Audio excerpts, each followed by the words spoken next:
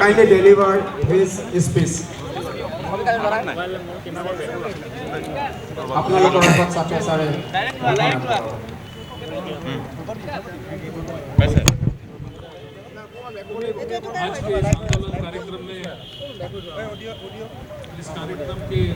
প্ৰশ্নটো সুধি দিয়ক ইতিমধ্যে বিজেপিক ঘৰ সন্ত্ৰাসবাদী আখ্যা দিছে আৰু বিষয়বস্তুত আপোনালোকে ইভিএমৰ আগলৈ কেনেকৈ চাওক ইতিমধ্যে গোটেই অসমৰ ৰাইজে বুজি পাইছে, ভাৰতবৰ্ষৰ জনতাই বুজি পাইছে যে না খাওঁগা না খানে দুংগা বুলি কোৱা চৰকাৰখনে ইলেক্ট্ৰল বণ্ডৰ যোগেদি পাকিস্তানৰ কোম্পানীৰ পৰা পইচা লোৱাৰ বাদেও মেডিচিন জীৱনদায়িনী মেডিচিনৰ পৰা তেওঁলোকে মানে পইচা ইলেক্ট্ৰল বণ্ডৰ যোগেদি পইচা সংগ্ৰহ কৰি গোটেই ভাৰতবৰ্ষে ভেজাল ঔষধৰ যিটো প্ৰয়োভৰ চলাইছে ই অত্যন্ত গোটেই ভাৰতবৰ্ষৰ কাৰণে অশনি সংকেত। গতিকে আমি কৈছোঁ যে এইখন চৰকাৰ কেৱল যে এওঁলোকে জনসাধাৰণৰ কাৰণে এনেকুৱা কৰিছে নহয়, গোটেই বিজেপিৰ পুৰণা মানুহবিলাককো গ্ৰাস কৰিছে এওঁলোক কেইজনমান মুষ্টিমেয় মানুহ আৰু কেইটামান কোম্পানীক লৈ চলি থকা এখন চৰকাৰ। গতিকে আমি ৰাইজক বিনম্ৰভাৱে আহ্বান কৰিছোঁ, সুপ্ৰিম কোৰ্টে যদি আজি হস্তক্ষেপ নকৰিলেহেঁতেন এই কথাবিলাক আজি বাহিৰলৈ নাহিলেহেঁতেন। 15 লাখকৈ টকা কলাধন ঘূৰাই আনি পেলাই মানুহৰ পকেটত দিম বুলি কৈ এতিয়া তেওঁলোকে মেডিচিন কোম্পানী, পাকিস্তানৰ কোম্পানী, এই কোম্পানীবিলাকৰ জৰিয়তে তেওঁলোকে ইলেক্ট্ৰল বণ্ডৰ জৰিয়তে পইচা লৈ তেওঁলোকে এটা মানে টেক্স মানে টেৰৰিজিম এটা তেওঁলোকে ডেভেলপ কৰিছে। যিজন প্ৰধানমন্ত্ৰীয়ে বেংগলত গৈ কৈছে ইডি ৰেড কৰি 3000 কোটি টকা পাইছোঁ, এই 3000 কোটি টকাটো আমি ৰাইজৰ মাজত বিলাই দিম। দুৰ্ভাগ্যজনক কথা, স্কুল বন্ধ কৰা হৈছে, মদৰ দোকান খোলা হৈছে, প্ৰধানমন্ত্ৰীৰ মুখত শোভা পায়নে যে ইডি ৰেড কৰি পেলাই 3000 কোটি টকা পাইছোঁ মানুহৰ মাজত বিলাই দিব, ভোট ল'ব? দুৰ্ভাগ্যজনক কথা। গতিকে আমাৰ এই প্ৰতিবাদ এই প্ৰতিবাদ ৰাষ্ট্ৰ মানে সুৰক্ষাৰ কাৰণে, এই প্ৰতিবাদ সংবিধান সুৰক্ষাৰ কাৰণে, এই প্ৰতিবাদ যাতে ইডি CBI এইবিলাকক যিটো তেওঁলোকে একপক্ষ কৰি বিজেপিকৰণ কৰি ভয় ভীতিৰ যিটো ৰাজনীতি কৰিছে তাৰ ঊৰ্ধত এই প্ৰতিবাদ। গতিকে আমাৰ এই প্ৰতিবাদ সাব্যস্ত থাকিব। মই অসমৰ সুধী সমাজক, বৃহত্তৰ গুৱাহাটীবাসীৰ লোকসভা সমষ্টিৰ সকলো সন্মানীয় নাগৰিকক আহ্বান জনাইছোঁ যে আপোনালোকে বিবেক ভোট প্ৰদান কৰি এই স্বেচ্ছাচাৰী ভ্ৰষ্টাচাৰী এইখন চৰকাৰক উৎখাত কৰাত আপোনালোকে অংশীদাৰিত্ব ল'ব বুলি মই সকলোকে হাত জোৰ কৰি আহ্বান জনাইছোঁ।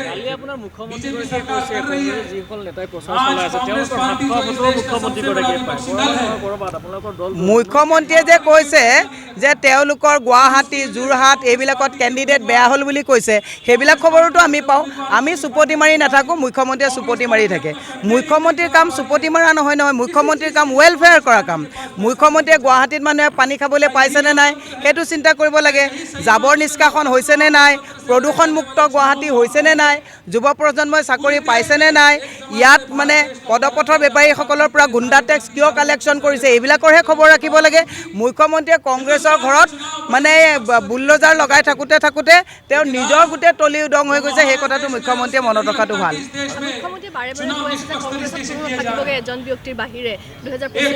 আপোনালোকে মুখ্যমন্ত্ৰীক সুধিব, মুখ্যমন্ত্ৰীয়ে আজি তাৰিখত বিজেপি অফিচত কম যায়, ফণীভূষণ চৌধুৰীৰ ঘৰত গৈ আশীৰ্বাদ লয়, AGP অফিচত ঘনাই যায়। মুখ্যমন্ত্ৰীৰ যে বিজেপিৰ ভাত উকলিছে, AGPৰ লগত যে নেক্সাছ এটা চলাইছে, বিজেপি ধ্বংস কৰি যে AGPলৈ যাব, সেই খবৰবিলাকতো আমি পাওঁ। মুখ্যমন্ত্ৰীক সুধিবচোন যে আপুনি AGP অফিচত গৈ কি অংক কৰি আছে। কংগ্ৰেছৰ পৰাও মানুহ নি পেলাই AGPত নি পেলাই আপুনি জইন কৰাব বিচাৰিছে, বিজেপিত যে ভাত উকলিছে সেই কথাটোতো আমি গম পাওঁ, কিন্তু আমি মুখ চুপতি নামাৰোঁ, আমি নকওঁ। কিন্তু মুখ্যমন্ত্ৰীয়ে কৈছে কাৰণে আমি কৈছোঁ যে তেওঁ ফণীভূষণ চৌধুৰীৰ ঘৰত গৈ পেলাই কি কথা পাতি আহিছে সেই খবৰটো আমাৰ হাতত আছে, আমি নকওঁ, তেওঁ কৈ থাকে। গতিকে এবাৰ আমাৰ ৰিজাল্ট ভাল হ'ব। ৰাইজে সংকল্প লৈছে যে এওঁলোকে বাতুলামী কথা বেছিকৈ উন্নয়নৰ কথাত পিঠি দিছে, গতিকে ৰাইজে আমাক এবাৰ মোহৰ লগাব। নাই, মোৰ শুভেচ্ছা আছে, মোৰ তেওঁলৈ শুভেচ্ছা আছে। মোৰ ফাইট তেওঁৰ এগেইনষ্টে নহয়, বিজেপিৰ এগেইনষ্টে মোৰ ফাইট হ'ব। গতিকে সেই তেওঁৰ প্ৰতি মোৰ কোনো আক্ষেপ নাই, তেওঁৰ প্ৰতি মোৰ শুভেচ্ছা আছে। ভাল হওক, তেওঁক ঈশ্বৰে ভাল কৰক, কিন্তু মই এটা নিশ্চিন্ত যে ৰাইজে এবাৰ আমাক জয়ী কৰাব। সেইটো ৰাইজে সিদ্ধান্ত ল'ব। ইমান অহংকাৰ হ'লে ৰাইজে বেয়া পাব, বুটামটো ৰাইজে টিপিব।